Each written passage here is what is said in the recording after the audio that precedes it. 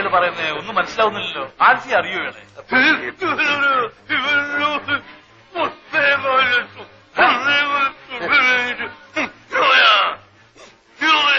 എവിടുത്തെ ഭാഷയാണ്? ഏതാ ഈ പൂർവ്വം? എന്റെ ഒരു ഫ്രണ്ടിന്റെ മാമയാണ് വിചാരിക്കാം. 1.5 ലക്ഷം രൂപ എന്റെ ഇന്ന് വാങ്ങിച്ചിട്ട് തിരിച്ചു തരാൻ പറ്റാത്ത ക്ഷമ പറയാണ്. എനിക്കിപ്പോ വേണ്ട, അങ്ങനെ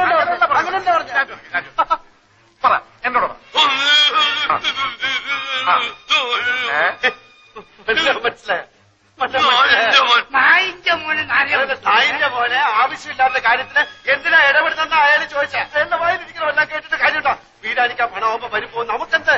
എനിക്കൊരു വിഷമല്ല.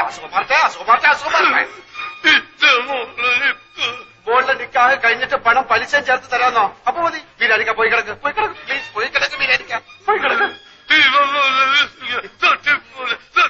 തട്ടിപ്പോകുന്നതിന് മുമ്പ് ഈ നിക്കാഹ് ഞാൻ നടത്തും. നിക്കാഹ് നടത്തുന്നതിന് മുമ്പ് തട്ടിപ്പോകുന്നുള്ളതിന്റെ ആദ്യ പേടി. എന്താ? എന്റെ ഫ്രണ്ടിന്റെ മാമയാണ് മകളുടെ കല്യാണം നടത്തുന്ന കാര്യം പറഞ്ഞോണ്ടിരിക്കുകയാണ്. മോടെ കല്യാണം ഒക്കെ ഞങ്ങൾ നടത്തി തരാം. ആരോ അടിച്ച് കവിളിലെ എല്ല് പൊട്ടി ശരിയാകാൻ കുറച്ച് സമയമെടുക്കും. 100 കോടി പുണ്യം കിട്ടുമെന്ന് പറയായിരുന്നു.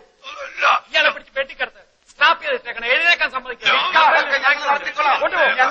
ഇങ്ങനെ പൊയ്ക്കോളി. പന്നീന്റെ മോന് പനിയുണ്ടാവും മാമ. മുറിവ് ഉണങ്ങുമ്പോ പൊയ്ക്കോളും. മോളുടെ നിക്കാഹ് ഞങ്ങൾ നടത്തിക്കോളാം. മോളുടെ നിക്കാഹ് നടത്തി തരണം എന്നല്ലേ അയാൾ പറഞ്ഞത്? അതെങ്ങനെ മനസ്സിലായി? പുതുതായിട്ട് പലതും കാണുകയും കേൾക്കുകയൊക്കെ ചെയ്യുമ്പോഴല്ലേ ചിലതൊക്കെ മനസ്സിലായി വരുന്നത് അല്ലേ?